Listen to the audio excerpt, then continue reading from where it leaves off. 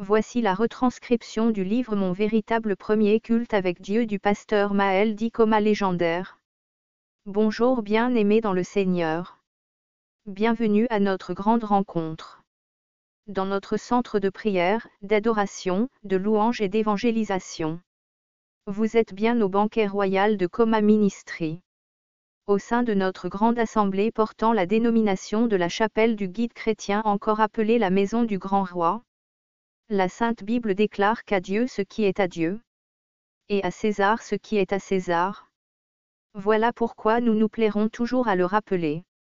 Cet ouvrage dans lequel nous nous investissons est avant tout l'ouvrage de Dieu et l'œuvre de Jésus-Christ.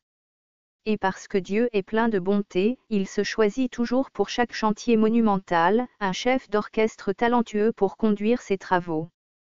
Un géant dévoué à sa cause qu'il forge selon ses désirs. Et dans le cas de ce ministère, ce chef qui dirige les grands travaux est votre humble serviteur Coma légendaire. Leader charismatique d'un ministère tout aussi grand. Totalement consacré à la gloire de notre Seigneur. Dieu me fait dire à quelqu'un à cet instant précis, d'essuyer son visage, de ne pas faire une tête d'enterrement. Car nous ne sommes pas à une cérémonie funèbre. Nous n'honorons pas en ce lieu une entité funeste. Nous sommes à un culte de célébration, en un lieu où nous venons pour honorer non pas le passé, mais plutôt l'Éternel Dieu des armées du présent et du futur. Nous sommes là non pas pour nous incliner devant une icône ou un président, mais plutôt prier, adorer, louer et prêcher la bonne nouvelle du royaume, au nom de celui qui est plus qu'un président. Pour rendre toute la gloire à celui que l'on appelle aussi Alpha et l'Oméga. Au roi des rois, au Seigneur des seigneurs de tout l'univers. Mesdames et messieurs, permettez-moi d'annoncer. Pour une unième, donc une fois de trop, solennellement. Une nouvelle extraordinaire pour l'humanité. Qui n'a pas vieilli depuis plus de 2 millénaires. Cette bonne nouvelle est que Jésus-Christ est ressuscité. Donc nous n'avons plus à être tristes bien-aimés dans le Seigneur. Touche celui ou celle à côté de toi et dis-lui. Tout est accompli conformément aux Écritures et aux prophéties. La tempête est passée. Le pire est derrière nous. Vous forces du mal, vous n'avez plus aucune influence dans ma vie. À l'avenir vous me tenterez, mais vous le ferez en vain. Car Satan tu as été vaincu. Toi diable tu as été techniquement dépassé. Jésus a eu raison de toi. Démon vous tombez sous nos pieds. Vous nous servez de marche-pied. Toi Lucifer tu n'es plus d'actualité. C'est désormais Jésus qui est à la page. Jésus-Christ a payé le juste prix sur la croix du calvaire. Je ne suis plus sur le joug de malédiction injuste. Canaan et le reste de la lignée de Cham ont été maudits. Mais moi je ne le suis plus par le nom de Jésus-Christ. Ma lignée est totalement restaurée. Et mon honneur lavé par le sang de Jésus-Christ de Nazareth. Désormais tous mes problèmes sont transférés sur la croix. J'ai été racheté au juste prix. Vipère, je ne te dois plus rien. Entité satanique et démoniaque, je ne vous dois plus rien. Maladie, je ne te dois plus rien. Désormais je délie ma langue. Et je déclare. Vous forces des ténèbres. Vous forces obscures. Vous puissance du mal. Vous n'avez plus aucun contrôle dans ma vie dans le nom puissant de Jésus-Christ. À partir de maintenant. Je délie ma langue en invoquant le sang de Jésus. Et je déclare. Que vous n'avez plus aucun pouvoir. Sur mes enfants dans le nom puissant de Jésus-Christ. Vous forces maléfiques. Vous n'avez plus aucune autorité. Dans ma famille dans le nom puissant de Jésus-Christ. Vous forces maléfiques. Vous n'avez plus aucune autorité.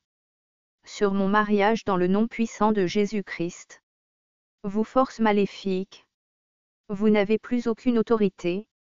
Sur ma santé dans le nom puissant de Jésus-Christ. Vous forces maléfiques. Vous n'avez plus aucune autorité. Sur mon travail dans le nom puissant de Jésus-Christ. Vous forces maléfiques.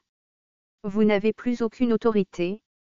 Sur mon emploi dans le nom puissant de Jésus-Christ. Vous forces maléfiques. Vous n'avez plus aucune autorité sur mes études dans le nom puissant de Jésus-Christ. Vous forces maléfiques. Vous n'avez plus aucune autorité dans mon foyer dans le nom puissant de Jésus-Christ. Vous forces maléfiques. Vous n'avez plus aucune autorité sur mon commerce dans le nom puissant de Jésus-Christ. Vous forces maléfiques. Vous n'avez plus aucune autorité sur mes affaires dans le nom puissant de Jésus-Christ. Vous forces maléfiques. Vous n'avez plus aucune autorité sur mes projets dans le nom puissant de Jésus-Christ. Vous forces maléfiques. Vous n'avez plus aucune autorité dans ma nation dans le nom puissant de Jésus-Christ. Vous forces maléfiques. Vous n'avez plus aucune autorité dans mon pays dans le nom puissant de Jésus-Christ. Vous forces maléfiques. Vous n'avez plus aucune autorité sur mon intellect dans le nom puissant de Jésus-Christ. Vous forces maléfiques. Vous n'avez plus aucune autorité sur mes sentiments dans le nom puissant de Jésus-Christ. Vous forces maléfiques.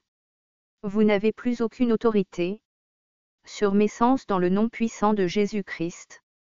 J'annule toute autorité maléfique en invoquant l'autorité céleste.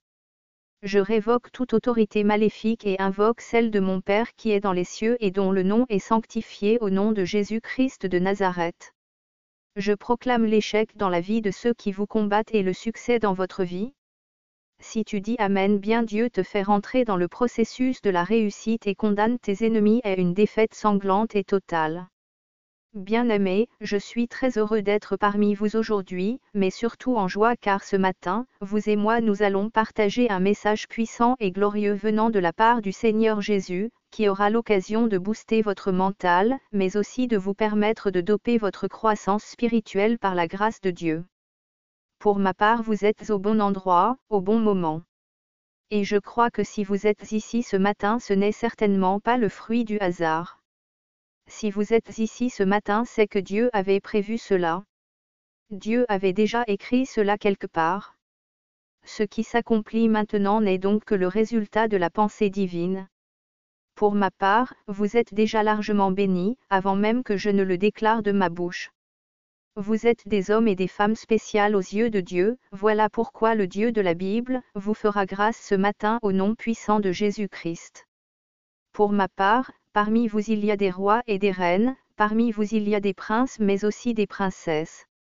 Parmi vous il y a des appelés, mais aussi des élus de Dieu, parmi vous il y a des hommes et des femmes de ministère, mais aussi des hommes et des femmes dédiés au service du ministère. Parmi vous il y a des hommes et des femmes de foi. Parmi vous je vois des frères et des sœurs en Christ. Recevez donc mes salutations les plus fraternelles, et ma considération la plus profonde. Mon souhait à cet instant est que vous soyez saisis par la parole de Dieu, qu'elle puisse toucher votre cœur, et qu'une semence puisse germer en vous. Que cette semence puisse porter du bon fruit et que vous puissiez en faire profiter beaucoup de personnes autour de vous. Dites Amen 3 fois, et cela sera votre partage au nom puissant de Jésus-Christ. Amen, Amen, Amen. Soyez encore bénis au nom de notre Seigneur Jésus-Christ. Le thème de ce matin, bien-aimés dans le Seigneur, c'est un thème particulier. Ce matin nous allons traiter un thème important qui vous communiquera certainement une onction de royauté à tous les niveaux. À la suite de ce message, je suis certain que nombreux parmi vous seront introduits dans la royauté en qualité d'enfants de Dieu. Nombreux parmi vous seront positionnés et reconnus en tant que leaders dans leur domaine d'activité. Le thème de ce matin, bien-aimé, c'est l'onction de royauté divin par la révélation de l'Esprit en abrégé ordre. L'objectif de la prédication de ce jour est triple. Premièrement, vous montrer qu'être jeune n'est pas un handicap. Deuxièmement, qu'être petit n'est pas une faiblesse en soi. Et troisièmement, que ce n'est pas parce que l'on vous néglige que vous devez vous laisser impressionner par quelqu'un. Pour ce faire, nous allons nous appuyer sur 2 passages bibliques, à savoir le livre de 1 Samuel 16 versets 10 à 13 et sur 1 Samuel versets 1 à 58. Ainsi, nous allons nous lever et lire la parole de Dieu. Que dit la parole de Dieu dans le livre de 1 Samuel 16 versets 10 à 13? La parole de Dieu dans le livre 1 Samuel 16 versets 10 à 13 déclare ce qui suit. Jessé présenta ainsi à Samuel ses 7 fils, et Samuel lui dit, Le Seigneur n'a choisi aucun de ceux-là. Alors Samuel dit à Jessé, N'as-tu pas d'autres garçons? Jessé répondit, Il reste encore le plus jeune, il est en train de garder le troupeau. Alors Samuel dit à Jessé, Envoie-le chercher, nous ne nous mettrons pas à table tant qu'il ne sera pas arrivé. Jessé le fit donc venir, le garçon était roux, il avait de beaux yeux, il était beau. Le Seigneur dit alors, Lève-toi, donne-lui l'onction, c'est lui. Samuel prit la corne pleine d'huile, et lui donna l'onction au milieu de ses frères. L'Esprit du Seigneur s'empara de David à partir de ce jour-là. Quant à Samuel, il se mit en route et s'en revint à Rama. Amen, Amen, Amen. Poursuivant avec la lecture du livre de 1 Samuel versets 1 à 58. Lisant la parole de Dieu dans le livre de 1 Samuel versets 1 à 58. La parole de Dieu dans le livre de 1 Samuel versets 1 à 58 déclare ce qui suit. Les Philistins réunirent leurs armées pour faire la guerre, et ils se rassemblèrent à Soko, qui appartient à Juda, ils campèrent entre Soko et Azekah, à Éphes Damim. De Saul et les hommes d'Israël se rassemblèrent aussi, ils campèrent dans la vallée des Térébintes, et ils se mirent en ordre de bataille contre les Philistins. 3. Les Philistins étaient vers la montagne d'un côté, et Israël était vers la montagne de l'autre côté, la vallée les séparait.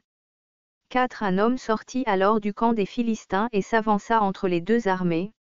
Il se nommait Goliath, il était de Gath, et il avait une taille de 6 coudées et un empan. 5. Sur sa tête était un casque d'airain, et il portait une cuirasse à écailles du poids de 5000 cycles d'airain. 6. Il avait aux jambes une armure d'airain, et un javelot d'airain entre les épaules. 7. Le bois de sa lance était comme une ensouple de tisserand, et la lance pesait 600 cycles de fer. Celui qui portait son bouclier marchait devant lui. 8. Le Philistin s'arrêta, et, s'adressant aux troupes d'Israël rangées en bataille, il leur cria, Pourquoi sortez-vous pour vous ranger en bataille? Ne suis-je pas le Philistin, et n'êtes-vous pas des esclaves de Saul? Choisissez un homme qui descende contre moi. 9. S'il peut me battre et qu'il me tue, nous vous serons assujettis, mais si je l'emporte sur lui et que je le tue, vous nous serez assujettis et vous nous servirez. 10. Le Philistin dit encore, Je jette en ce jour un défi à l'armée d'Israël. Donnez-moi un homme, et nous nous battrons ensemble. 11. Saul et tout Israël entendirent ces paroles du Philistin, et ils furent effrayés et saisis d'une grande crainte. 12. Or David était fils de cet Éphratien de Bethléem de Juda, nommé Isaïe, qui avait 8 fils, et qui, du temps de Saul, était vieux, avancé en âge.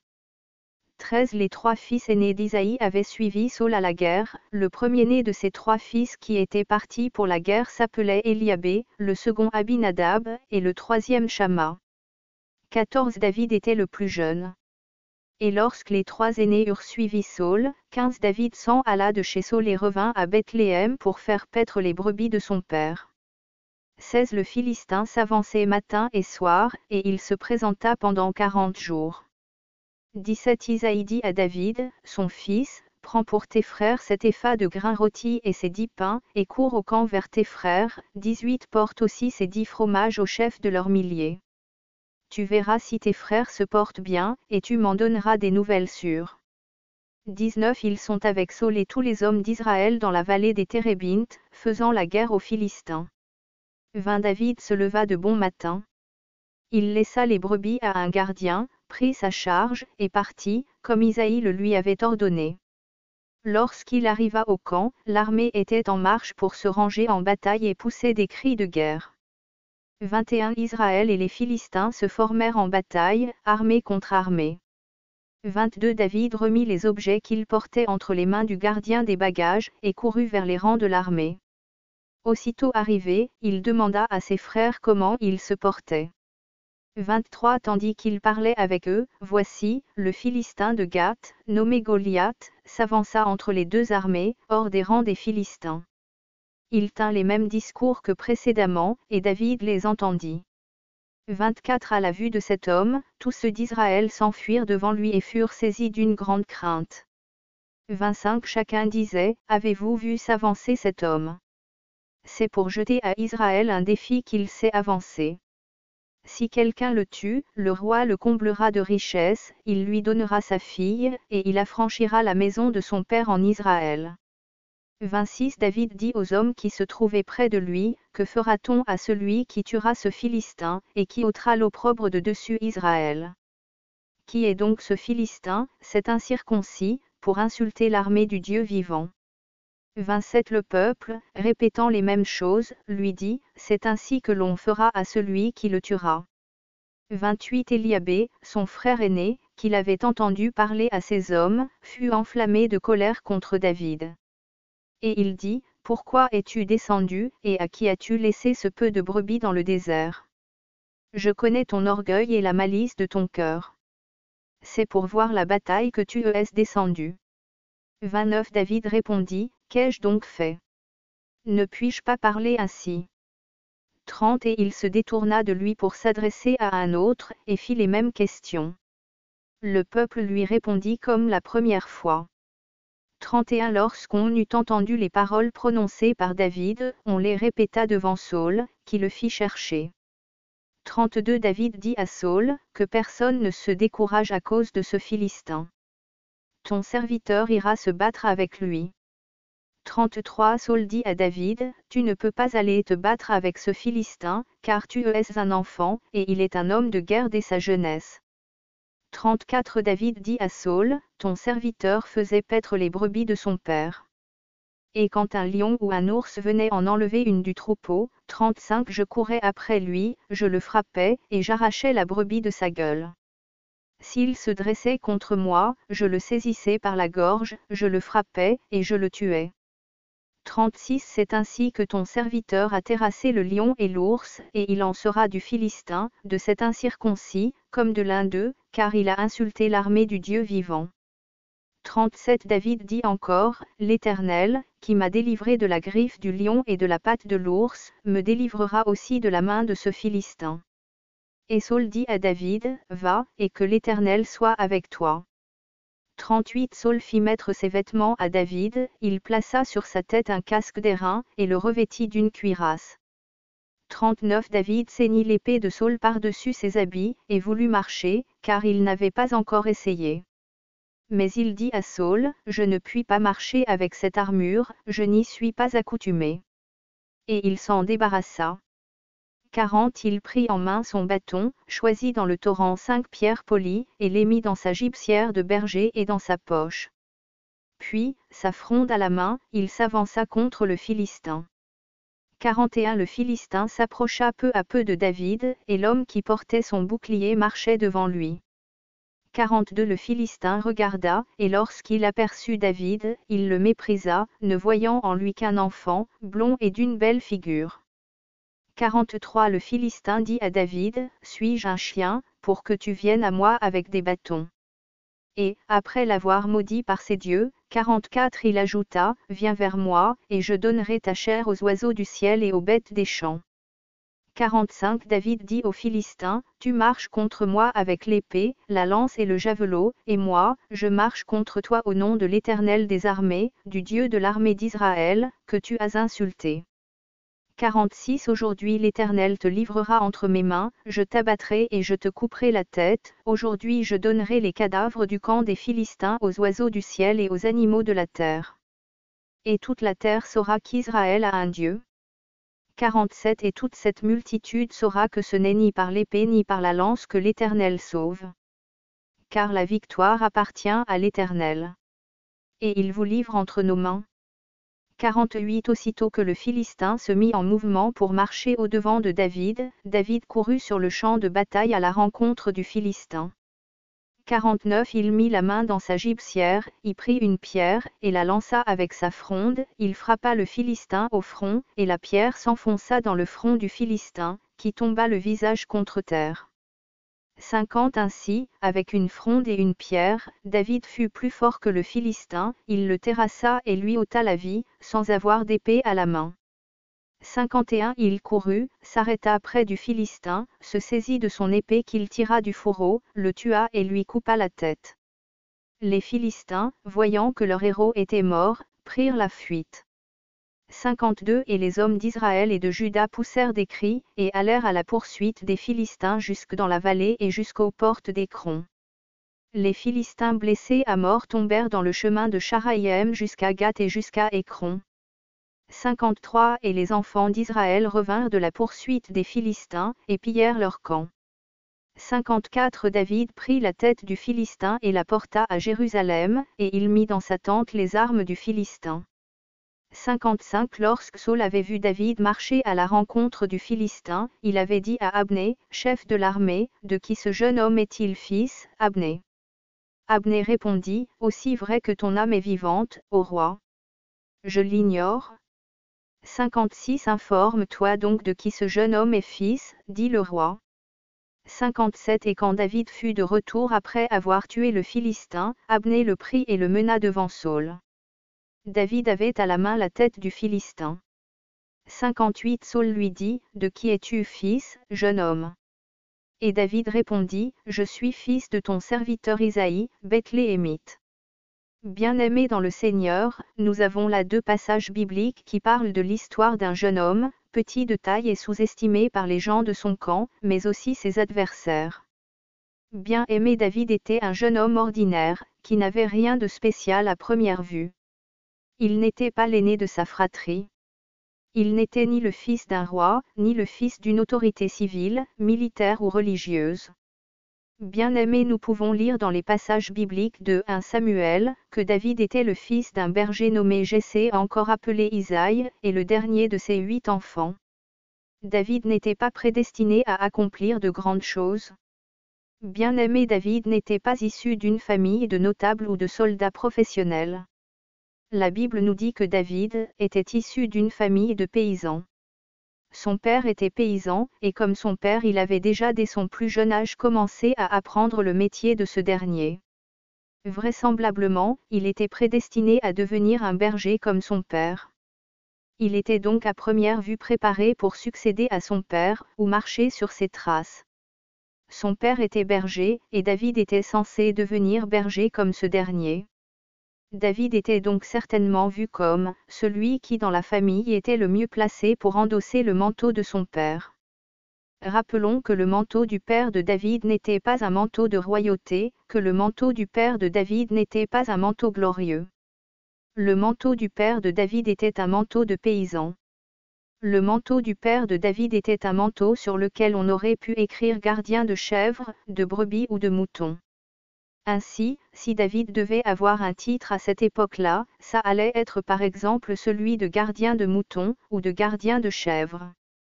Ce qui vous en conviendrait ne paraît pas, mais vraiment pas du tout noble. Aussi, si l'on s'en tient à la logique humaine, celui qui deviendra un jour un des plus grands rois d'Israël, était censé finir, comme il avait commencé, c'est-à-dire gardien de moutons, de chèvres, ou de brebis. Mais cela n'en a pas été ainsi, car Dieu avait déjà prédestiné David à la royauté. La conception humaine était donc à l'opposé de la conception divine. Vous savez, la conception des hommes n'est pas toujours la conception de Dieu. Autrement dit, le regard de l'homme n'est pas toujours celui porté par Dieu. Aussi, les gens peuvent penser que comme tu es né dans un environnement qui limite tes possibilités, tu ne connaîtras jamais une destinée glorieuse. Mais ce que tu dois savoir, c'est que ce n'est pas parce que les gens ont déclaré que comme tu as commencé petit, tu finiras petit que cela est forcément vrai. Il faut toujours garder à l'esprit que quoi que disent les gens de mal sur ta vie, cela ne s'accomplira jamais si Dieu n'a pas imposé son tampon d'approbation. Si Dieu n'a pas déclaré que ce qui sort de la bouche de tes ennemis t'impactera, cela n'aura jamais un effet dans ta vie. Dites-vous toujours au fond de vous, que vous êtes prêt à tout encaisser. Mais évitez de penser ou de dire que vous pouvez tout accepter. De même, évitez de penser ou de vous dire que vous pouvez prendre tout ce que les gens disent de mauvais sur vous pour acquis. Nombreux parmi nous avons déjà été la cible de plusieurs reproches. Nombreux parmi nous avons même refusé d'entendre certaines critiques qui nous étaient formulées. Pour ma part, il est mauvais de refuser d'entendre un reproche, qu'il soit bon ou mauvais. La Bible déclare dans le livre de Proverbes 12, 1-18 que celui qui accepte les reproches aime s'instruire. Et qu'il est stupide de détester les critiques. Pour ma part, certaines critiques peuvent nous aider à avancer dans la vie, en nous amenant à mieux nous découvrir ou à mieux comprendre les autres. Mais que faire des paroles blessantes proférées par les méchants ou les races de vipères contre nous? Je vous rassure tout de suite. Qui que vous soyez, vous ne devez pas craindre, ou même avoir peur des paroles des méchants, car elles ne sont pas d'inspiration divine. Mais encore elles ne viennent pas de Dieu. Elles sont donc sans fondement, et n'auront aucun effet dans votre vie. Nous ne pouvons donc en aucun cas avoir le sentiment que ces dernières nous condamnent véritablement. Elles ne doivent en aucun cas nous inquiéter, encore moins nous attrister. Dans le monde nous sommes exposés à tant de choses, que nous sommes souvent obligés d'entendre un certain nombre de propos, parfois proférés pour nous nuire. Mais nous ne sommes pas obligés de mettre tout ce que nous entendons à cœur. Nous devons prendre le temps d'écouter la voix des hommes et des femmes de ce monde, mais nous ne devons pas nous y attacher. La seule voix que nous devons écouter, et à laquelle nous pouvons assurément nous attacher, est la parole de Dieu. Car la parole de Dieu est comme un parachute de secours qui nous empêchera toujours de nous écraser en cas de défaillance de la parole des hommes, qui est notre parachute principal. La parole de Dieu est notre meilleur rempart face à l'hostilité du monde. En effet, là où le monde tentera de nous piétiner, elle nous couvrira.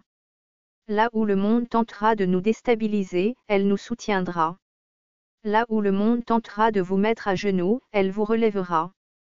Là où le monde aura toujours tendance à vous juger, elle vous apportera du réconfort. La parole de Dieu est fidèle et elle ne ment jamais. Il est important de comprendre que si Dieu a décidé que comme Jésus tu commenceras petit parmi les hommes, pour finir plus grand que les grands de ce monde, tu le seras au nom de Jésus.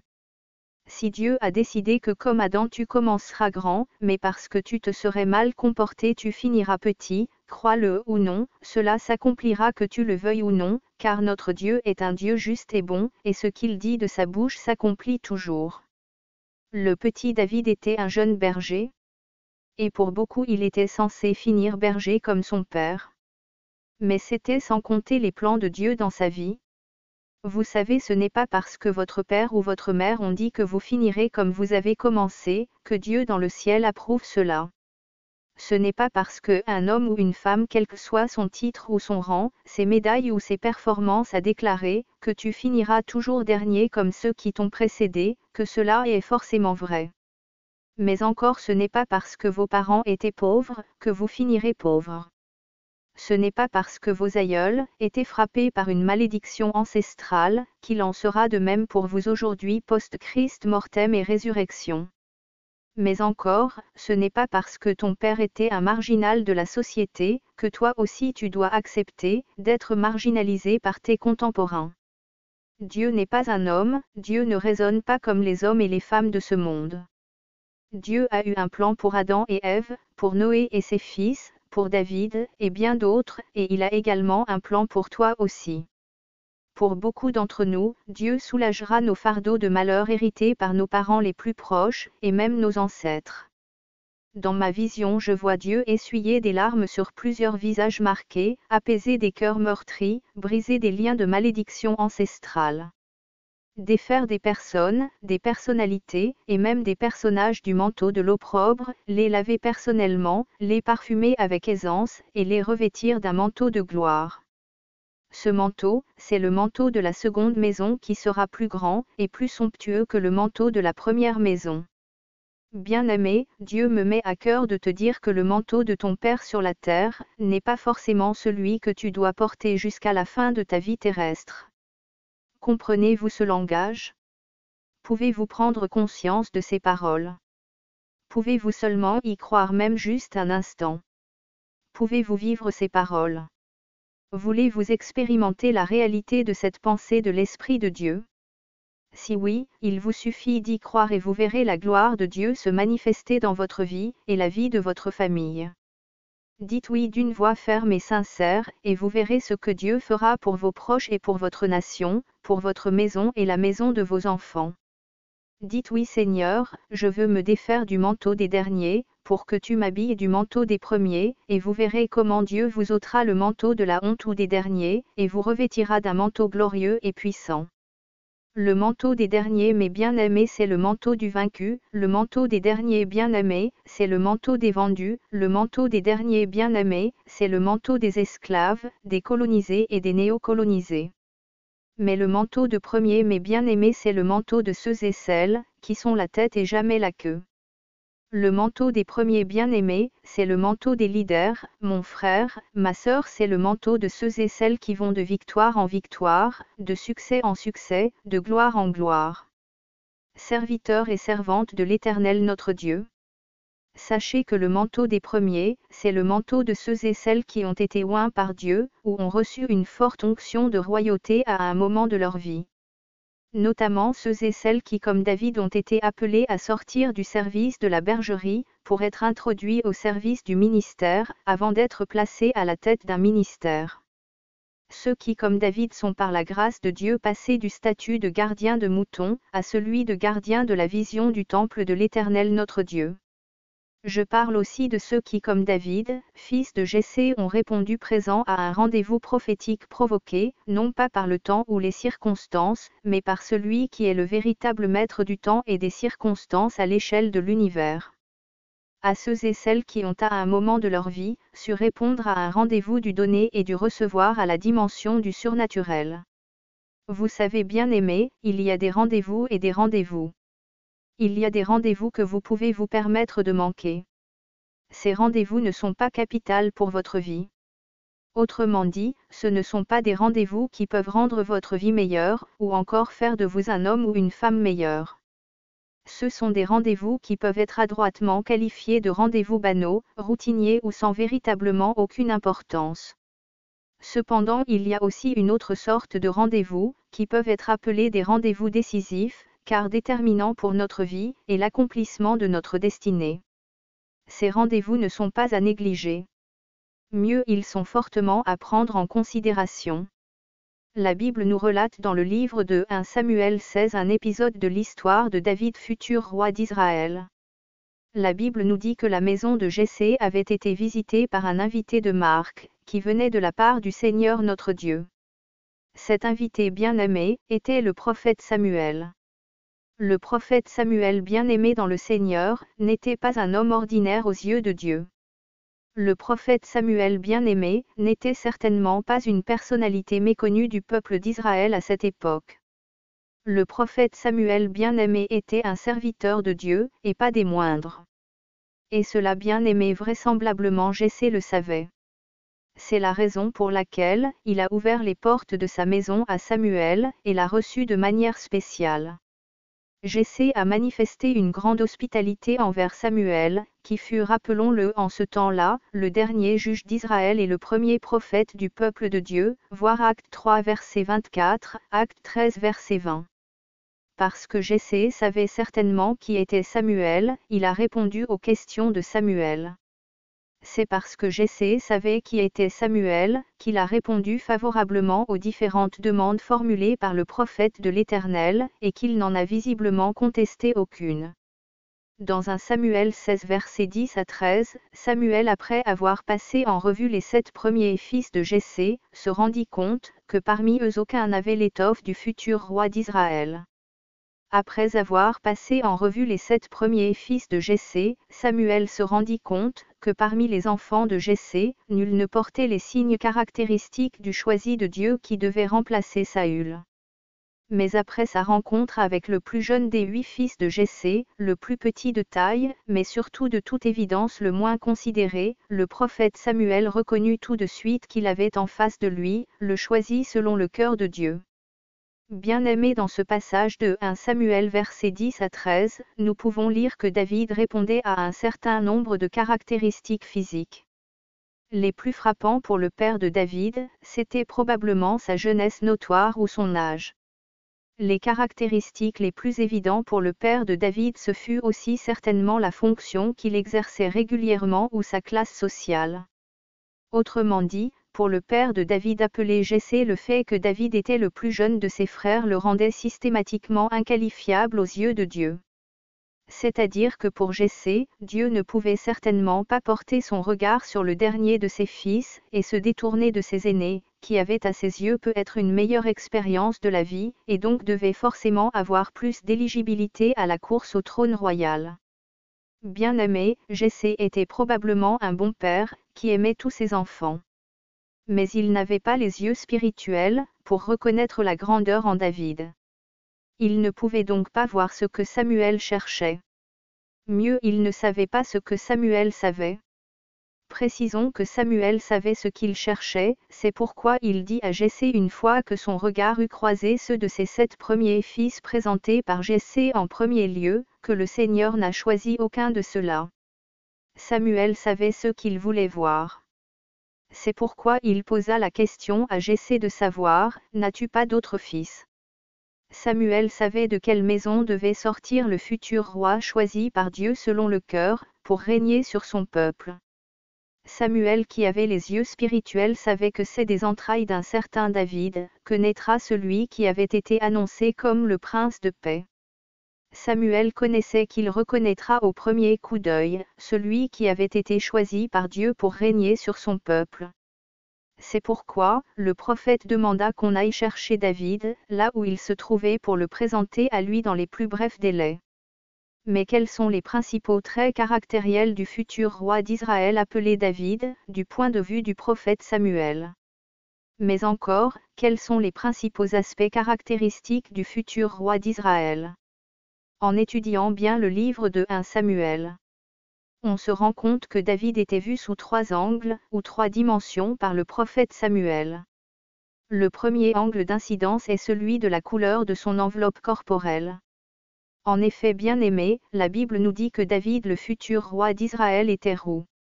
Il est important de comprendre que la rousseur ici fait allusion à la coloration ou à la pigmentation de la peau de David.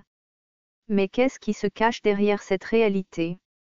Derrière la peau rousse de David, se cache en réalité le premier aspect du futur roi d'Israël, que l'on assimile à la dimension du corps. Ainsi, aux yeux de Samuel bien-aimé, celui qui avait été choisi par Dieu, l'avait été non pas à cause de son âge, ou à cause de sa classe sociale. Aux yeux du prophète Samuel, celui qui avait été choisi par Dieu, pour monter sur le trône a été choisi, tout simplement parce que son teint ressemblait au corps du Christ taché d'un rouge obscur. Autrement dit, David portait un signe qui montrait que c'est lui qui allait engendrer Jésus-Christ de Nazareth. La Bible nous dit également que David avait de beaux yeux. Vous savez qu'on a pour habitude de dire que les yeux sont le miroir de l'âme. On peut donc affirmer que celui ou celle qui a de beaux yeux a une belle âme. On peut donc regarder quelqu'un droit dans les yeux, et pénétrer son âme, ou fixer quelqu'un du regard, et laisser son âme se dévoiler à nous. C'est le deuxième angle d'incidence du futur roi d'Israël, qui renvoie à la dimension de l'âme. On peut donc déduire que Samuel, en voyant David, n'a pas seulement vu en David un corps d'enfant, un corps vide ou sans âme. Samuel, en regardant David, a de toute évidence vu une âme consacrée à Dieu. Une âme qui sera véritablement dédiée au service de Dieu, et destinée à porter sa vision et la semence d'une royauté princière en lui. Par ailleurs, la Bible nous dit également que David était beau. Mais de quelle beauté parle-t-on ? Est-ce la beauté intérieure ou extérieure ? Vous savez, Samuel était prophète, donc un homme d'esprit. Il n'a donc pas pu se limiter à la seule dimension corporelle ou de l'âme. Il a certainement constaté non seulement la beauté extérieure de David, mais surtout sa beauté intérieure qui ne pouvait être visible qu'aux yeux spirituels. La Bible nous dit qu'après avoir localisé David, reçu la confirmation du Seigneur, écouté les instructions du Seigneur, le prophète Samuel a tout de suite oint David devant tous ses frères, mais aussi leur père. La Bible nous révèle qu'une fois reçue, cette onction royale commença tout de suite à se manifester à travers lui, car l'Esprit de Dieu avait pris possession de son esprit, afin de diriger son corps et son âme. Nous avons donc là, en plus de la dimension du corps et de l'âme, une dimension spirituelle du futur roi d'Israël. C'est le troisième angle d'incidence du roi d'Israël, qui en plus d'avoir un beau corps, avait une belle âme, mais aussi un bon esprit. Mesdames et messieurs, David, fils de berger, était censé recevoir le pauvre héritage de son père. Mais laissez-moi vous dire que par la grâce de Dieu, il a reçu une visite qui a non seulement bouleversé sa vie, celle de sa famille, celle de sa tribu, mais également celle de l'humanité tout entière. Vous savez, il y a des visites qui peuvent bouleverser le cours de l'histoire de la vie de quelqu'un, soit en bien, soit en mal. Cela dépend de la nature des personnes que l'on rencontre. Si la personne que l'on croise ou avec qui on se connecte a une bonne nature ou de bonnes intentions à notre égard, alors il peut changer notre vie positivement, en nous aidant à accomplir notre destinée.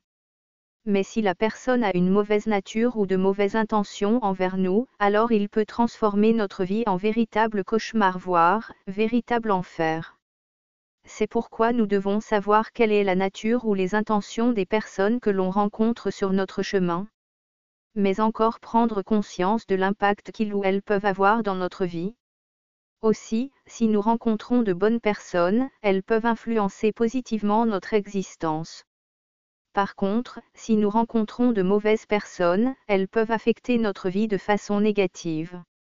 Par ailleurs, nous devons garder à l'esprit que parfois nous passons à côté de nombreuses opportunités.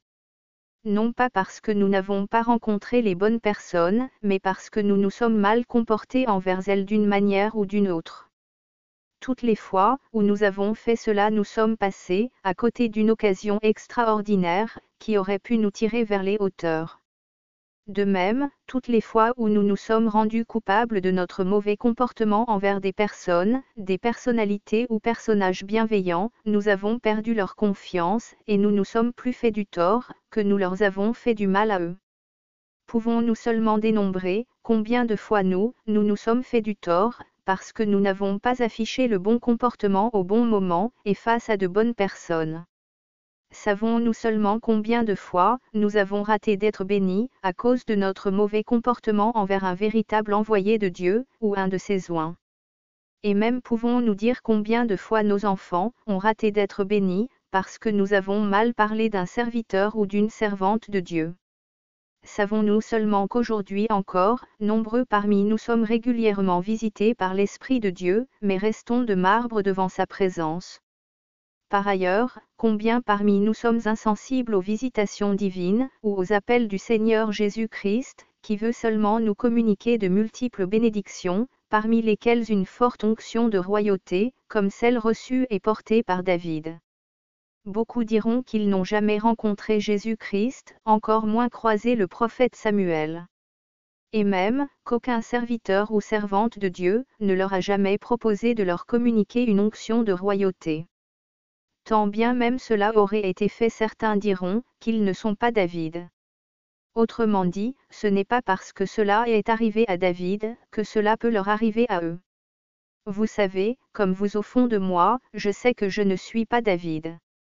Mais en ce qui me concerne, je crois que notre humanité a déjà été visitée par David, car nous avons reçu le Christ qui est mort sur la croix pour nos péchés il y a plus de 2000 ans.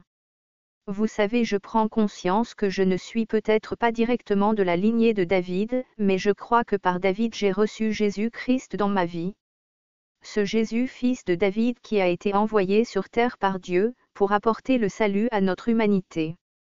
Ce même Jésus qui est mort pauvre, pour que moi je puisse vivre éternellement riche.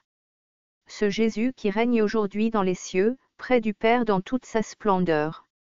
Pour ma part, je crois que de la même manière que Samuel a sorti David de la bergerie, en le faisant convoquer à ses pieds, Jésus m'a sorti des ténèbres pour m'exposer à la lumière.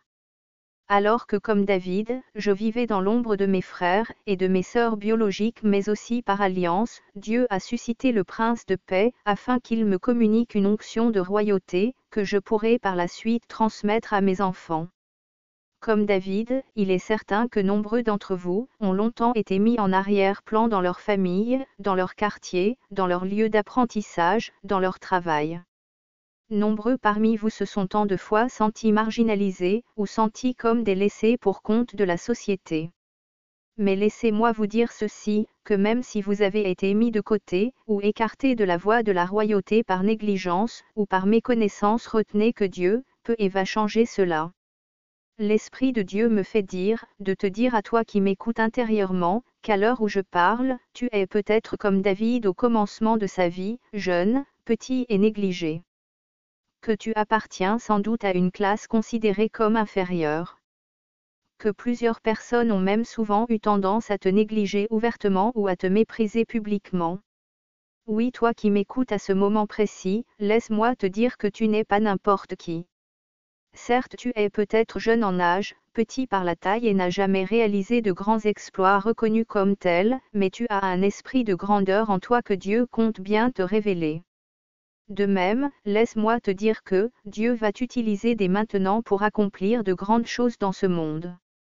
Tu as peut-être été sous-estimé par tes proches ou ton entourage hier, mais sache que le Dieu de David, par qui est venu Jésus-Christ, t'accorde toute sa considération et son attention, car il connaît ta valeur. Tu es important à ses yeux, et il veut te faire du bien. Il veut te faire rentrer dans ta destinée glorieuse dès maintenant. Tu es si important à ses yeux, voilà pourquoi il veut te transmettre une onction de la royauté comme David. Peu importe la situation que tu traverses, peu importe ton passé, peu importe les problèmes qui te tourmentent. Laisse-moi te dire que Dieu peut changer tes maux en bien. Notre Dieu est un Dieu de signes, de prodiges et de miracles. Et ce qu'il dit, trouve forcément écho dans notre monde, et s'accomplit selon sa volonté, et sa volonté seule. Si Dieu déclare que tu seras roi, tu seras roi. Si Dieu déclare que tu seras président, tu seras président. Si Dieu déclare que tu seras ministre, tu seras forcément ministre. Rien n'est impossible à Dieu. Et tout est possible à celui et celle qui croit en lui. Crois en Dieu à partir de maintenant, et tu verras qu'il opérera des miracles à une dimension inattendue et remarquable dans ta vie. Crois en Dieu et tu verras comment les écluses des cieux s'ouvriront pour relâcher une pluie de bénédictions dans ta vie, la vie de ta famille, dans ta nation mais également sur toute ta descendance. Au plus profond de toi, si tu déclares et crois que tu n'es pas n'importe qui. Que tu le dis avec foi et détermination, cela sera ton partage au nom puissant de Jésus-Christ. Tu as en toi un roi caché, et Dieu veut te le révéler. Tu as certainement en toi une reine cachée, et Dieu veut te la révéler, à l'instant même. Parmi nous, je vous assure, il y a des princes de paix comme Jésus, parmi nous je crois qu'il y a des princesses comme la reine de Saba, parmi nous il y a forcément des Tsafna Panéa comme Joseph. Je reste convaincu que parmi nous il y a des libérateurs comme Moïse. Que parmi nous il y a des hommes forts comme Samson, parmi nous il y a des personnes que Dieu a décidé, à travers ses serviteurs au Gabon et dans le monde d'oindre d'une onction de royauté dans les plus brefs délais. Je répète, mon frère, ma sœur, tu n'es pas n'importe qui. Et même si tu ne crois pas en cela pour l'instant, moi je crois à cela et à ta place. Peu importe ce que vous pensez de vous en mal, ou que les gens disent de mal sur vous, sachez que Dieu a à cœur de ne vous faire que du bien, et de vous offrir gracieusement ce qu'il y a de mieux. Car il sait que vous n'êtes pas n'importe qui à ses yeux. Pour cette raison Dieu ne vous rejettera jamais, car il sait que vous avez de la valeur à ses yeux. Vous êtes à ses yeux un bon investissement. Que cela ne soit plus un secret pour vos oreilles, votre entendement et votre esprit. Vous avez besoin de l'écouter, de l'entendre et de le comprendre. Vous avez besoin de le dire de votre bouche. Vous avez de la valeur aux yeux de notre Dieu. Que cela ne soit plus un secret pour vos yeux, vous êtes plus qu'une pépite, ou une trouvaille aux yeux de Dieu. Que cela ne soit plus un secret pour vous. Vous êtes un joyau que Dieu va progressivement façonner et polir avant de vous présenter au monde sous un meilleur jour. Vous êtes une merveille de la nature, que Dieu va davantage révéler au monde. Mais en avez-vous seulement conscience? Vous savez, la plupart d'entre nous avons des problèmes aujourd'hui, parce que nous ne savons pas qui nous sommes réellement. Mais à quoi cela est-il dû? Pour ma part, notre ignorance est due au fait que nous accordons trop souvent beaucoup d'importance à ce que les gens disent de mal sur nous. Vous savez, parfois dans la vie, il faut éviter de croire à tout ce qu'on dit de mal sur vous, même si cela paraît être vrai. Parce qu'à force de croire au mal qu'on dit de vous, vous finirez par perdre confiance en ce qu'il y a de bien en vous. Autrement dit, le mal qu'on dit de vous peut finir par vous influencer négativement. Les mauvaises paroles qu'on relâche dans votre vie, peuvent finir par être acceptées par vous, ou finir par vous habiter, voire vous hanter, au point d'étouffer votre bonne conscience. Au point de camoufler vos talents, vos rêves, vos espoirs. Les mauvaises paroles, ou pensées qui habitent en nous, sont des mauvais locataires. Voilà pourquoi nous devons les déloger là où elles se trouvent. En plus, ces mauvais locataires, que j'appelle aussi mauvais payeurs, peuvent vous pousser à croire que vous êtes fondamentalement méchant, mauvais, voire médiocre. Que vous ne valez rien, ou que vous n'êtes qu'un moins que rien. Toutes ces mauvaises déclarations, si elles s'implantent en vous, peuvent finir par devenir des fardeaux véritablement lourds à porter, qui vont progressivement vous éloigner de la présence de Dieu. C'est pourquoi vous devez vous en séparer dès maintenant. Vous devez vous en débarrasser absolument. Il est important de comprendre qu'en tant qu'enfants de Dieu, nous ne sommes plus censés porter certaines charges en nous, surtout si elles peuvent contribuer à notre destruction potentielle. Surtout si elles peuvent nous épuiser notre âme, alourdir notre esprit, abîmer notre corps. Tant bien même que ces charges puissent être portées par nous pendant un temps, nous devons nous résoudre à nous faire aider par celui qui porte le fardeau de l'humanité depuis plus de 2000 ans, et qui apaise les cœurs. La Bible déclare dans Matthieu 11 versets 28 à 30 que « Venez à moi, vous tous qui êtes fatigués et chargés, et je vous donnerai du repos. Prenez mon joug sur vous et recevez mes instructions, car je suis doux et humble de cœur, et vous trouverez du repos pour vos âmes. Car mon joug est doux, et mon fardeau léger. » Nous devons donc déposer tout ce qui est pesant à nos yeux ou selon notre entendement au pied de la croix, pour que Jésus-Christ l'agneau de Dieu les porte pour nous. Nous devons impérativement refuser de loger les mauvaises paroles, car elles sont indignes du Dieu que nous prions. Nous devons impérativement refuser de loger les mauvaises paroles car elles ne ressemblent pas aux enfants de Dieu que nous sommes. Nous devons impérativement refuser de loger les mauvaises paroles, surtout si elles ne nous appartiennent pas. Nous devons localiser les mauvaises paroles en nous, et nous adresser à elles en ces termes, « Vous mauvaises paroles qui m'avez été transmises par autrui, par accident ou de manière malveillante. Je ne veux plus vous nourrir, car vous êtes entrés dans ma vie, que pour m'accuser et pour me causer du tort. Vous mauvaises paroles qui avez été relâchées sur moi, et qui voulez maintenant me coller à la peau, je vous ordonne de sortir de mon corps, de libérer mon esprit, et de relâcher mon âme, car vous n'accomplissez pas la volonté de Dieu dans ma vie. Vous êtes à l'image d'une bombe à retardement. Voilà pourquoi je prends la décision, avec l'aide de l'Esprit Saint, de vous désamorcer à l'instant. Je vous livre à Jésus-Christ né de la lignée de David, car il est celui par qui est venu mon salut. Parce que Jésus est mort pour moi, je ne suis pas n'importe qui. Parce que celui qui a le nom au-dessus de tous les noms vit en moi, je dégage une aura spéciale. Je déclare que les dons qui sommeillaient en moi, Dieu me les révèle maintenant au nom puissant de Jésus-Christ de Nazareth. À cet instant précis, je veux m'adresser à toi qui as été longtemps négligé pour de bonnes ou de mauvaises raisons. Permets-moi de te dire que le Dieu de miséricorde a entendu tes prières et qu'il va bientôt relever ta tête. Il te fera rencontrer ton Samuel qui déversera sur toi une huile d'onction de royauté.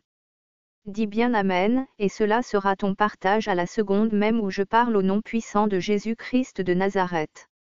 Vous savez, je reste convaincu que qui que tu sois, et quoi que tu aies fait de par le passé, Dieu veut t'utiliser au bénéfice du plus grand nombre. Et il va t'utiliser au nom puissant de Jésus-Christ. De la même manière qu'il a utilisé Joseph pour sortir son peuple de la famine dans le désert, il t'utilisera pour délivrer ton peuple, libérer ta nation, et réconcilier des familles dans ton pays, mais aussi dans de nombreux pays étrangers. À l'heure où je parle, Dieu me met à cœur de te dire que tu es un réconciliateur né, et qu'il va puissamment t'utiliser dans ce sens. Dieu va faire de toi la pièce maîtresse de ta famille. Dieu va faire de toi l'unité centrale de ta nation. Dieu va faire de toi un oint craint et redouté par ses adversaires mais aussi ses ennemis. tu seras désormais vu comme la tête, et plus jamais comme la queue. Tu seras désormais vu comme un soldat, et non plus comme une victime ou un dommage collatéral. On t'a trop souvent considéré comme une victime, une cible facile à abattre. Il faut que cela change au nom puissant de Jésus-Christ. Il faut que cela cesse au nom puissant de Jésus-Christ. Il faut que tu te révoltes maintenant, et que tu sortes enfin de ton silence. Il est temps que tu ouvres ta bouche et que tu prophétises le meilleur pour ta vie. Il faut que tu te réveilles et sortes de ton lit douillet. Il faut que tu te réveilles, et que tu te lèves pour aller enfin vers ta véritable destinée. Lève-toi et marche comme un bien-aimé que tu es. Il faut que tu arrêtes de marcher comme un malheureux. Que tu refuses de le devenir, ou de le rester au nom puissant de Jésus-Christ de Nazareth. Il est temps que tu marches comme le désiré de Dieu que tu es, car Dieu te désire plus que tout au monde. Peu importe les difficultés rencontrées en chemin, mon frère, ma sœur, avance et mets Dieu devant. Si tu le fais, crois-moi, tu verras comment il fera trembler tous ceux qui tenteront de s'opposer à toi.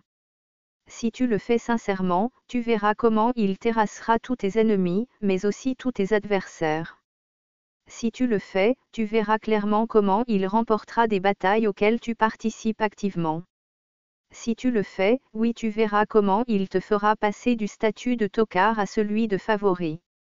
Si tu le fais avec la plus grande humilité, tu verras comment il te fera passer du statut de défaitiste à celui de vainqueur. Il déclare dans sa parole, que si je suis pour toi, nul ne sera contre toi. Avec Dieu au contrôle au nom de Jésus-Christ, tu ne seras plus jamais vaincu. Vous savez, David malgré toutes les pensées, mais encore les paroles venant de ses proches ou de ceux qui le combattaient, a été oint d'une onction de royauté qui a témoigné plus tard, nous l'avons vu en sa faveur, et l'a introduit dans une destinée glorieuse et puissante. Écoutez, celui qui n'a pas été oint d'une onction royale, peut avoir des choses qui témoignent contre lui, le condamnant. S'il n'a pas reçu Jésus dans sa vie, il sera toujours combattu et condamné à subir la sentence qui pèse contre lui. Il est important de comprendre que l'absence de Jésus dans notre vie nous oblige à subir des condamnations, qui ne contribueront jamais à faciliter l'accélération du plan de transformation de notre destinée, donc l'accomplissement de notre destinée. Autrement dit, le fait que nous n'ayons pas reçu Jésus-Christ dans notre vie, peut contribuer à alimenter ou renforcer les blocages de notre destinée. En revanche, celui ou celle qui a été véritablement loin par Dieu, a reçu Jésus-Christ dans sa vie, comme seul sauveur, peut faire face aux mauvais témoignages de ses semblables sans être inquiété. Effectivement, parce qu'il aurait été oint par Dieu, aurait reçu son approbation pour être au service ou à la tête d'un ministère, il peut être sûr que peu importe ce que les gens diront, ou feront contre lui, cela sera nul et sans effet. Il peut avoir l'assurance que de ses combats, il sortira toujours vainqueur. Peu importe ce que le monde pense, ou les gens diront de mal sur lui, il finira toujours plus que vainqueur. Jésus en est le parfait exemple. Sa venue a été annoncée. Il est né avec une onction de royauté, et accueilli comme un prince. Il a été tenté, insulté, sali, traité de tous les maux par beaucoup, malmené, maltraité, torturé, mis à mort, déclaré mort, mais il en est ressorti plus grand par la résurrection et l'ascension sur le trône céleste à la droite de Dieu le Père. David lui était jeune, donc de toute évidence pas du tout expérimenté. David avait le statut de paysan. Il n'avait ni la carrure, ni le statut d'un soldat de profession. Il était petit et d'apparence frêle. Il a été moqué par les Philistins et négligé par les siens. Mais contre toute attente, il a défié et vaincu le terrible Goliath. David était un enfant ordinaire, mais il a accompli un exploit extraordinaire en abattant Goliath. David n'était pas mieux que les autres. Mais il avait reçu, de toute évidence, ce que les autres n'avaient pas reçu à cette période-là, notamment l'onction de la royauté. À mes yeux, ce qui a motivé David à répondre au défi de Goliath, ce n'est pas tant la recherche absolue du succès, une folie suicidaire ou meurtrière. Mais ce qui poussa David, selon moi, à accepter d'affronter Goliath, c'est sans aucun doute l'insolence et le mépris du géant philistin envers son Dieu. Vous savez bien aimer, même si vous n'êtes pas fort, si quelqu'un s'en prend à ce que vous avez de plus cher, cela peut réveiller le géant en vous. Le fait qu'une personne connue comme forte et puissante s'en prenne au sacré en vous, peut susciter en vous une force surhumaine qui vous donnera le courage de remettre les pendules à l'heure. Chaque fois que quelqu'un s'en prendra à ceux ou celles que vous aimez, Dieu vous dotera sans l'ombre d'un doute d'une force insoupçonnée, pour relever les défis, et vous permettra de vous battre, afin de l'emporter face à ceux ou celles qui vous combattent, surtout si votre cause est juste. David aimait Dieu plus que tout au monde, David tenait à ce que même ses adversaires ou ses ennemis respectent le Dieu d'Israël. Il ne pouvait donc permettre qu'on l'insulte devant lui, ou rester insensible à cela durant longtemps. C'était pas concevable, ce n'était plus au bout d'un moment envisageable ou supportable. D'où sa volonté d'en découdre avec l'incirconcis Goliath, qui avait probablement tout dans le muscle, mais pas grand-chose dans la tête. Aujourd'hui, nombreux parmi nous sommes comme David en son temps. Nous n'avons pas les atouts physiques conventionnels pour relever certains défis que les situations ou les circonstances de la vie nous imposent. Aujourd'hui encore nombreux parmi nous n'avons pas de moyens financiers suffisants pour démarrer une activité commerciale ou philanthropique. Nombreux parmi nous n'avons pas les qualifications requises pour exceller dans un domaine spécifique, et cela constitue un véritable blocage à nos yeux. Mais posons-nous la question suivante, pourquoi les autres, et pourquoi pas nous? En principe, si je crois être choisi de Dieu, et que la grâce de Dieu est sur moi, je peux surmonter ou relever tous les défis de ce monde, car la faveur de Dieu, notre Père qui est dans les cieux, est sur moi. Il est important de comprendre que si tu es choisi de Dieu selon son cœur, il va forcément mieux te positionner. Par ailleurs, si Dieu te choisit pour une mission, il est obligé de t'équiper en conséquence. Aussi toi, choisi de Dieu, sache que Dieu veut te oindre d'une onction de réussite pour que la victoire soit toujours ton partage. Peu importe le domaine dans lequel tu opères ou exerces, tu excelleras au nom puissant de Jésus-Christ. Ainsi, en te honorant, Dieu peut faire de toi un plus que ton Père. Autrement dit, même si ton père n'était pas président, Dieu peut te oindre d'une onction présidentielle, et faire de toi un président élu et investi de l'autorité et du pouvoir dû à sa fonction.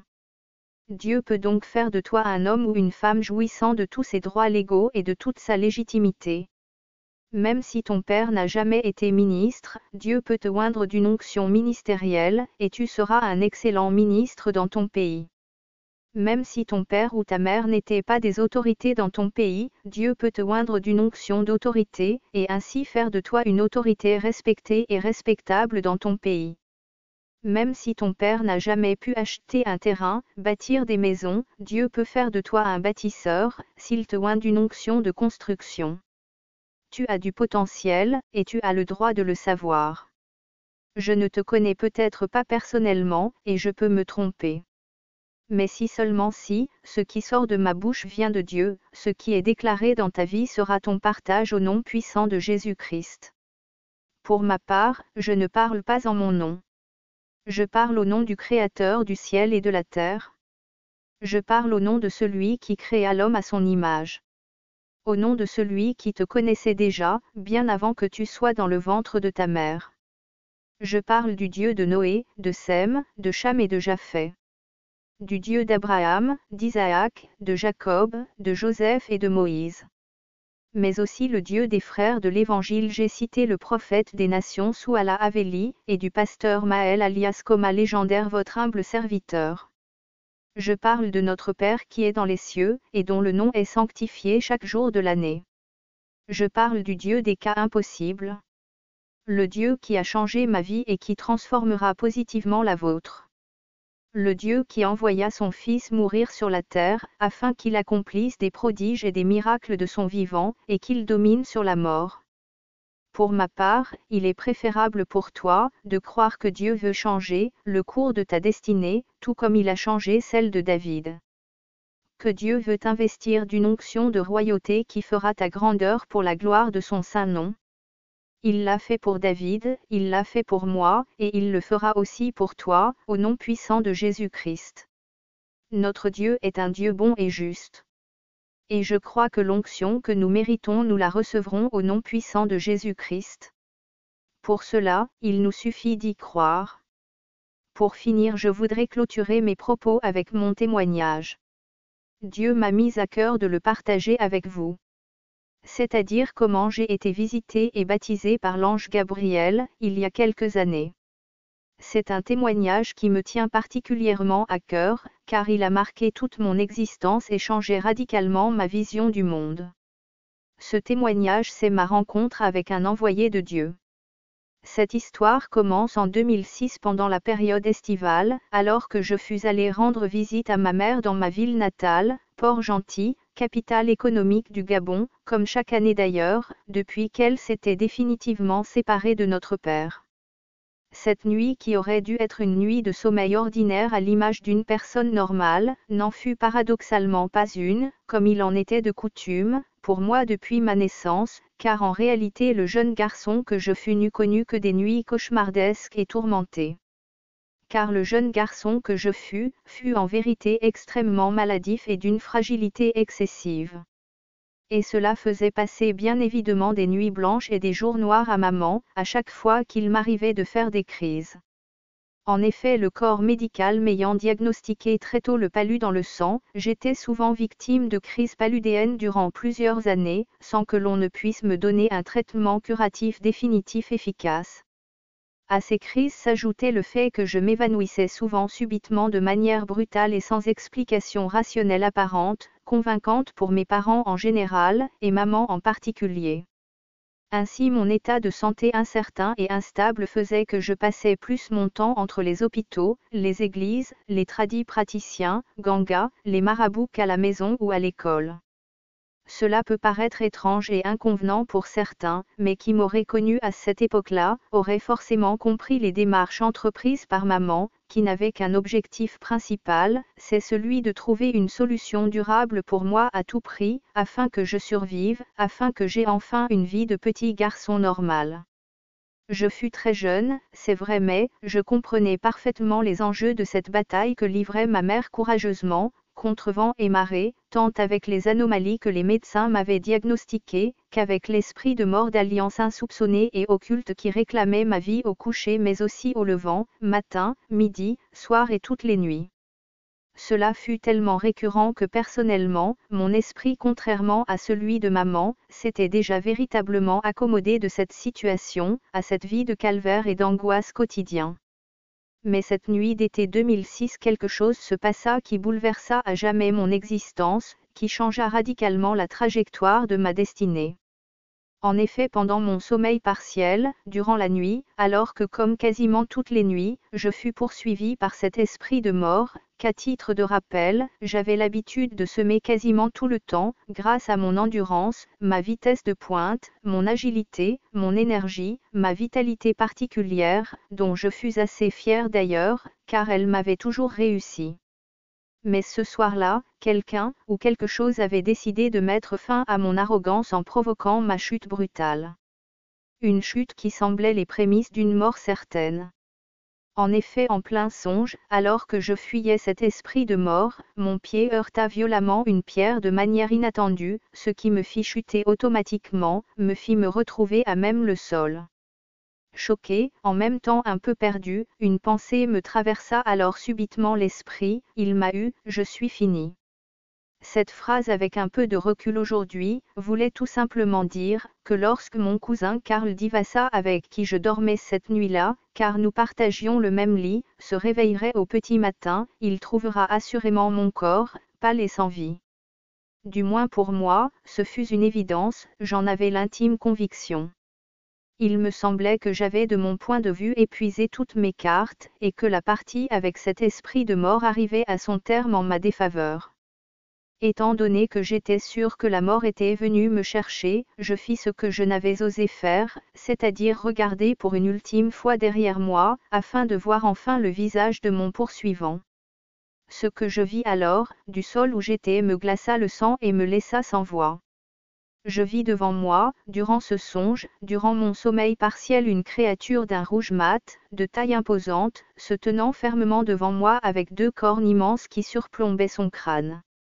Le regardant droit dans les yeux, je fus à la fois impressionné, effrayé mais aussi paradoxalement hypnotisé et captivé par sa présence malsaine. Bien qu'elle se trouvait à environ 2 mètres de moi, je pouvais lire dans le regard de la bête, comme une ferme détermination à finir ce qu'elle et moi on avait commencé, c'est-à-dire la partie, dont elle avait prévu en sortir vraisemblablement vainqueur. Je pouvais lire dans le regard de la bête, comme une volonté manifeste d'en découdre avec le petit garçon que je fus, et de l'adulte que j'étais censé devenir, de terminer une tâche que ces démons et esprits de maladie ont été incapables de mener à bien. Une chose était sûre, il était venu pour moi, et il ne repartirait aux enfers qu'avec moi, à ses côtés, car mon étoile brillait trop pour que je vive sur terre en homme libre, au cœur des États dont il tente de prendre possession de manière illégitime en y positionnant ses serviteurs, œuvrant pour la domination du mal sur le bien sur la terre. C'est dans cette optique qu'il commença à faire un pas, puis 2 et 4 vers moi. Toujours au sol, littéralement paralysé et à sa totale merci, j'avais tout au fond de moi accepté mon sort car je ne priais point, ni ne tentais point de repousser sa progression. Pour ma part j'étais cuit, j'en étais profondément convaincu. C'est alors que l'impensable se produisit. Il se figea soudainement et arrêta volontairement sa marche vers moi. À environ 1,30 m de ma position, il stoppa net sa progression. C'est alors que je me dis, dans mon fort intérieur, il n'avance plus, il a manifestement pris peur de moi. Un sentiment de fierté se mit à animer mon esprit qui commença à reprendre vie, et à jubiler intérieurement.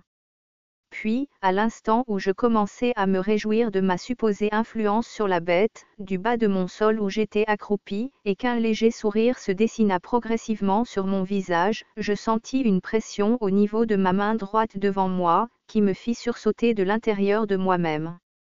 D'un mouvement sec mon regard se tourna devant moi, et je vis ce que je n'aurais jamais espéré voir de mon vivant, ni à ce moment précis. D'abord une forte lumière, puis une main, puis une toche blanche éclatante, une barbe toute blanche puis un visage juste devant moi. Je fus d'abord confus, car je ne savais pas quelle était l'origine de cette force qui me tint brusquement la paume de la main, de la nature de cette entité, et quelles furent ses intentions réelles vis-à-vis de moi. Sans l'avoir au préalable regardé, j'eus alors le réflexe de vouloir retirer mon bras, mais cette créature me serrait très fort la main, comme pour me dire, que tu peux te débattre comme tu veux, mais je ne suis pas venu te prendre par la main, pour te lâcher ensuite aussi facilement. Je regardai alors devant moi et je vis juste au-dessus de ma petite tête ce qui m'a tout de suite semblé être un ange de lumière. Si l'on me posait la question de savoir si j'en avais déjà vu auparavant, tout de suite je répondrais que non. La seule idée que j'avais des anges c'est bien sûr les descriptions que nous fait la Bible sur ces êtres au service de Dieu, mais également la manière dont certaines sociétés religieuses nous les présentent, à travers les fresques dans certaines chapelles et autres sites religieux. Pour la petite histoire, avant cet événement j'avais développé comme une forme de rejet de toutes ces représentations, car mon constat fut que tous ces anges que nous présentaient ces fresques étaient toujours des blancs et jamais des noirs. Il me paraissait évident que ceci était comme une forme de racisme et discrimination religieuse qui avait pour but que de renforcer la domination blanche sur le peuple noir. Pour dire clair avec du recul, je pense que j'étais avant cet événement, inconsciemment moi-même devenu raciste, mais anti-blanc. Or ce jour-là, Dieu en me faisant expérimenter cette rencontre, changea définitivement ma vision, et pouvait me dire qu'en réalité fils tu dois comprendre que l'esprit n'a point de couleur. Et que de manière évidente j'empruntais une mauvaise voie en voulant penser autrement. Aussi, mon regard se tourna une ultime fois derrière moi, quand une pensée me traversa l'esprit. Je me dis, tu dois faire un choix. Soit tu regardes définitivement derrière, c'est-à-dire vers ton passé qui est symbolisé par le mal, la bête en l'occurrence, soit tu regardes vers l'avant et tu te laisses conduire par cette créature, qui semble être sans l'ombre d'un doute, un ange envoyé par Dieu qui a pour mission de me sortir de la mauvaise passe dans laquelle je me trouvais, pour m'emmener vers une destinée glorieuse et puissante. Ma réflexion ne dura que quelques secondes, mais cela me parut pourtant être une éternité. Quel aurait été votre choix, si vous étiez le jeune garçon innocent, que je fus et qui n'avait rien à se reprocher? Quoi qu'il en soit, ma réponse n'a pas tardé. J'ai alors arrêté d'opposer résistance de la main, ce que l'ange qui la tenait a de toute évidence interprété comme le fait que je disposais mon corps et décida de le suivre de mon propre chef. Pendant que j'adoucissais ma posture vis-à-vis de lui, mon regard se dirigea juste devant nous, à environ un peu plus d'1 kilomètre. De ma position je pouvais apercevoir ce qui ressemblait à un bungalow dans lequel brillait une forte lumière d'un blanc pur et éclatant. C'est alors qu'en un éclair, en moins d'1 seconde, par je ne sais quel processus, l'ange se déplaça avec moi, toujours accroupi, de ma position d'origine jusqu'à ce point précis.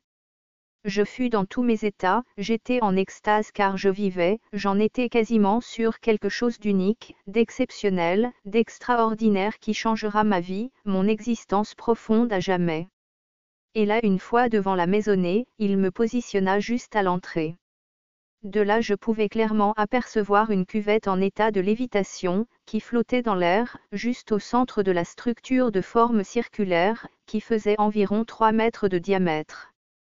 Sans tarder, l'ange recula d'abord d'1, puis 2 pas en arrière, fit un geste délicat de sa main droite, qui consistait à tendre sa main vers la cuvette, avant de l'orienter juste sur le dessus de mon petit crâne, et de la baisser. Ce mouvement canalisé, et télékinésique de toute évidence, ordonna au récipient de verser tout son contenu sur moi. Ce qui se fit, ce qui se produisit à l'instant même. Et là, c'était l'apothéose, en moi, j'étais dans une jouissance insoupçonnée, que je n'aurais jamais ni imaginée, ni pensé expérimenter de mon vivant. J'étais littéralement au paradis, car je me sentais sanctifié, purifié, lavé de tous mes maux, de toute maladie et même de tout esprit impur. C'était clairement une délivrance pour moi. Le mot, qui je pense, peut tenter approximativement de résumer toutes les émotions qui touchaient mon être, l'homme ou l'humain en moi est, liberté. Liberté de sang, liberté de chair et liberté d'esprit. Je pourrais passer des heures à tenter de vous expliquer ce qui m'arrivait, mais au fond, j'aime à penser qu'en réalité tout cela fut véritablement inexplicable, mais une grâce divine. Bien que cela mît à peine que quelques secondes, il me semblait que le temps s'était arrêté. Plus rien sur la terre ne me semblait important que mon Dieu, à cet instant présent.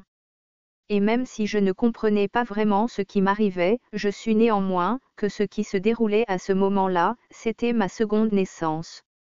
J'étais tellement reconnaissant dans mon fort intérieur envers le Dieu créateur, et envers son Fils Jésus-Christ, pour ma nouvelle vie. Par ailleurs, à la seconde où cet ange qui me fit du bien au nom du Seigneur, eut fini de me baigner de cette substance miracle, il remit le récipient au-dessus de ma tête à sa position initiale, et se retourna mécaniquement comme un soldat, qui venait à peine d'achever sa mission, et devait retourner vers son maître pour lui faire au plus vite un rapport précis sur le déroulé de sa mission. Il adopta alors une posture de départ, se mit en marche, me laissant au sol jouissant de tout mon être, et de toutes mes bénédictions. Lorsque je me rendis compte qu'il s'en alla véritablement, je m'écriai au sol d'un ton, ému et reconnaissant, « Et toi? Quel est ton nom ?» Mais il ne se retourna point et continua sa marche. Je me répétai plus fort, en me mettant à genoux. Et là il jeta son regard vers moi, sans dire un mot, en acquiesçant négativement de la tête, comme pour me dire que je n'avais pas le droit de me mettre à genoux devant lui, car il est avant tout un serviteur. Puis, il se tourna de nouveau. Je me rendis compte à ce moment-là, que son dos abritait 2 grandes et majestueuses ailes, qu'il déploya comme s'il s'apprêtait à s'envoler. Je m'écriai encore, mais cette fois-ci avec plus d'autorité en disant: « Donne-moi ton nom. » Et là, alors qu'il se trouvait à environ 5 mètres de distance de moi, il me dit d'un ton bas, avec un accent caucasien, ce qui me semblait être Gabriel. Puis il se retourna, il ouvrit mécaniquement ses ailes et s'envola, comme par magie vers le ciel, avant d'entrer dans ce qui me semblait être une boule de lumière dans les nuages. Une fois qu'il eut passé cette porte dans l'espace, elle se referma, et je me dis au fond de moi, qu'est-ce que je suis en train de vivre là? À la seconde où je l'eus pensé, je me réveillai aussitôt sur mon lit. Mon cousin n'était plus à côté de moi car il faisait déjà jour. Je sentais une forte énergie en moi. Je ne me levai pas tout de suite car je me demandais, qu'est-ce qui vient de se passer, pourquoi moi? Est-ce que cet acte signifie que je dois maintenant exclusivement servir Dieu? Est-ce que je vais peut-être devoir abandonner mon projet de devenir un grand rappeur à l'international? Car c'était initialement mon rêve, c'est-à-dire que dans mon plan, j'avais prévu de percer dans la musique, être mondialement reconnu, finir jeune riche et célèbre. Et après ça, une fois que j'aurai fait tout ce que je voulais en priorité, je pourrai maintenant consacrer ma vie à servir Dieu. Mais visiblement, mon plan ne fut pas le plan initial de Dieu. Et à cet instant, dans ma tête, j'ai tout de suite pensé qu'il fallait que j'en parle à mon grand frère. À l'époque, cela ne faisait pas longtemps qu'il venait de se convertir. Après tout, me suis-je dit, étant donné que contrairement à moi qui me suis toujours concentré sur les études, l'art et la musique, c'est lui qui s'est converti avant moi, c'est lui qui est le plus régulier à l'église, c'est lui qui prie beaucoup, donc il saura forcément quoi me dire. Je suis sorti de la chambre qui se trouvait à l'extérieur de la maison principale, et me suis rendu au salon de la maison principale. Il faisait environ 8 heures passées. Mon frère était assis là devant la table, en train de préparer ses programmes d'organisation d'événements évangéliques comme d'habitude, car Dieu et l'amour des âmes ont toujours été sa principale préoccupation. C'est alors que je me suis confié à lui. Il m'a sagement écouté un moment, avant de m'orienter vers un autre homme de Dieu. Dans une assemblée chrétienne au quartier Matanda, portant dénomination d'Assemblée des Saints. Je me souviens très bien de ce jour, car ce fut un dimanche matin. Je tenais à comprendre ce qui m'arrivait. Alors je me suis rendu sur place, où l'homme de Dieu m'a effectivement reçu après le culte matinal. Il m'a longuement entretenu et écouté avec attention, avant de me révéler le sens du songe que j'avais fait la veille. Et moi de le demander, pourquoi m'a-t-il choisi moi, qui vais difficilement à l'église, moi qui ne suis pas régulier dans la prière?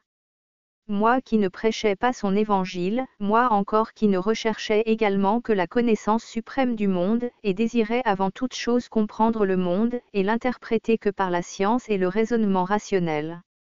À ces interrogations, savez-vous ce qu'il m'a répondu, bien-aimé dans le Seigneur?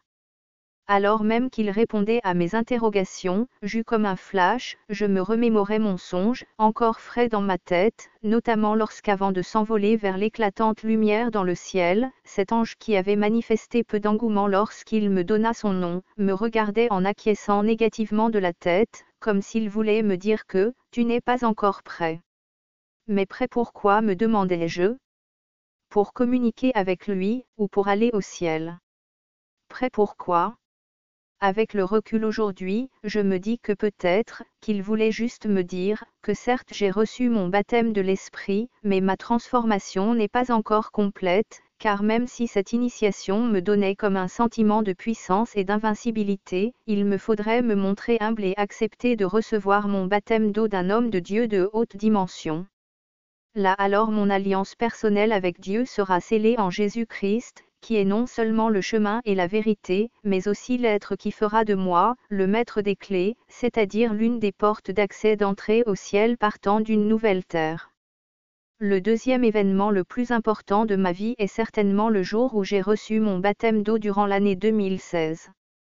Ce jour-là, il y avait comme un air de déjà-vu encore une fois, car cette expérience fut pour moi, et ce fut plus qu'une évidence, la matérialisation d'un acte qui avait déjà eu lieu dans le ciel, plusieurs années en arrière, lors de ma rencontre avec l'ange Gabriel, qui fut vraisemblablement envoyé par l'Éternel le Dieu des armées, pour me délivrer de l'esprit de mort, qui planait dans ma vie, dès ma naissance jusqu'à mon baptême de l'esprit.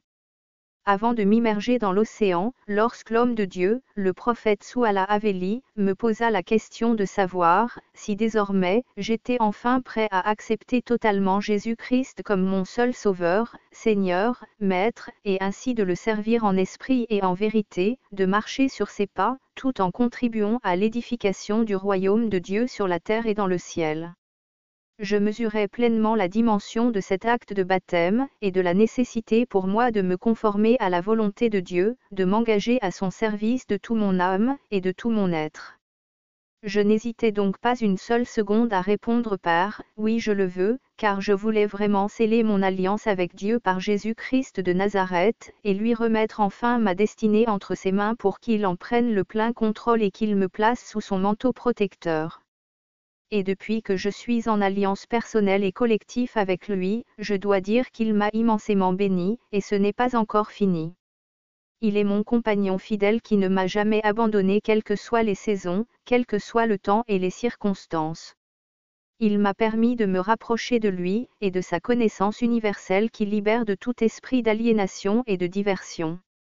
Il m'a ramené sur le chemin de la vérité, m'a permis de tendre vers la voie de la droiture, d'être le porte-voix de sa justice céleste, qui ne souffre d'aucun manquement ou impair, d'aucun préjugé, d'aucune récrimination des hommes. Aujourd'hui encore je me plais de le servir chaque jour que Dieu fait, et d'être un personnage qui compte dans la maison du grand roi, mais surtout sur qui le monde peut davantage compter. En m'introduisant dans son intimité, au plus près du Père, Jésus-Christ m'a permis, non seulement de me connecter à sa grâce, mais en plus, que me soient révélés des mystères cachés, dont je suis aujourd'hui l'un des gardiens et fervents défenseurs. Aujourd'hui encore, je lui suis infiniment reconnaissant, pour tout ce qu'il a fait dans ma vie, qu'il m'a permis d'accomplir, d'abord en tant que personne ou en qualité d'homme, ensuite en tant que personnalité ou en qualité d'humain, et enfin en tant qu'être ou en qualité de personnage, au service de l'édification du royaume de Dieu sur la terre et dans le ciel. Ma prière à cet instant est qu'il fasse avec vous, ce qu'il a fait avec moi, sinon plus, si cela n'a déjà été fait. Le conseil que je peux en toute humilité me permettre de vous donner est, aimez les hommes, mais attachez-vous à Dieu, car il ne change pas, il demeure le même hier, aujourd'hui et éternellement. Bien-aimés, après ces temps de prédication, Dieu va certainement oindre beaucoup d'entre nous. Mais avant, il veut que nous fassions le premier pas vers lui. Mais encore nous pouvons, si nous en ressentons le besoin, lui donner notre position, afin qu'il puisse nous localiser. Dieu veut déverser sur nous une onction de royauté divine par la révélation de l'Esprit.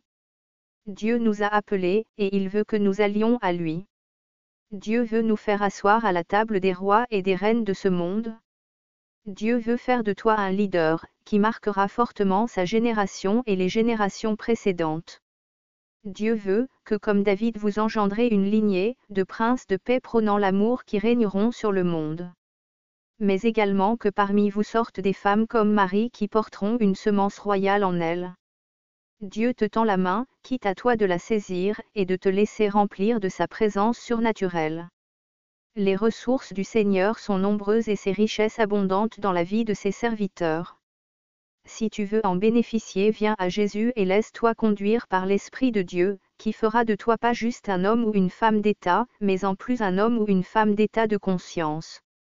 J'ai la foi que l'Esprit de Dieu fera de vous non seulement un homme ou une femme de Dieu, mais en plus un homme ou une femme de Dieu de haute dimension. Parce que je crois en vous, je sais que cela sera votre partage dans le nom puissant de Jésus-Christ de Nazareth. Mais avant de nous séparer, je vais vous inviter à faire la prière la plus importante de votre vie, qui est la prière du salut des âmes de Coma Ministry. Répétez-la tous les jours de votre vie, et vous verrez des miracles extraordinaires s'opérer autour de vous. Répétez après moi. Seigneur Jésus, en ce jour, je me tiens devant toi. Avec mes qualités, humaines et spirituelles, mais aussi mes défauts. Devant ta face, je confesse que je suis un pécheur. Face à toi, je reconnais que j'ai longtemps marché sans ta présence. Préférant les choses de ce bas monde, plutôt que les plaisirs du royaume céleste. Mais à partir d'aujourd'hui, je veux changer cela. En me repentant de mes fautes, en t'acceptant dans ma vie comme seul Sauveur, Maître, Seigneur, et en te laissant prendre le plein contrôle de ma vie physique, intellectuelle et spirituelle. En faisant cela avec foi et conviction, je crois, mieux j'ai la certitude que tu vas instantanément ou progressivement transformer le cours de mon existence, donnant un meilleur sens et une autre direction à ma vie, de manière surprenante ou inattendue. Voilà pourquoi, je t'invite dans mon cœur, afin que tu y établisses ta résidence officielle, tes quartiers, le quartier général de ton Église, le centre de commandement de ta mission ecclésiastique sur la terre. Instrumentalise-moi, pour accomplir ton œuvre. Sois mon guide, canalise mes perceptions, et dirige mes intentions. Sois mon guide pendant mon sommeil, mais aussi dès mon réveil. Sois mon guide au matin, mais aussi dès le coucher. Sois le maître de mes mouvements, le Seigneur de ma destinée. Éternel Dieu des armées, fais de moi ce que tu veux que je sois. Maintenant je fais le choix délibéré de te suivre, et de te servir dignement. Utilise-moi dans le ministère, ou mets-moi au service de ton ministère. Je veux être doux, et agréable à tes yeux. Je viens me faire tout petit, pour que toi tu sois vu encore plus grand. Je veux marcher sur tes pas. Mets-moi sur le droit chemin, trace pour moi un sillon, ouvre-moi la voie, donne-moi les clés de ton royaume. Seigneur Jésus-Christ, je veux marcher sur tes pas. Je dispose mon corps, je dispose mon esprit, et je dispose mon âme pour l'accomplissement de ton œuvre. Mets dans ma bouche des paroles de sagesse, qui me pousseront à poser des actes de foi pour la gloire de ton saint nom. Toi Dieu le Père, toi Dieu le Fils, et toi Dieu le Saint-Esprit. Fais de moi un modèle à suivre. Une bonne œuvre à contempler et qui inspire ton peuple. Élève ton œuvre que je suis. Relève ton œuvre que je suis. Révèle-moi les mystères cachés qui me permettront de bâtir et de défendre ta forteresse imprenable.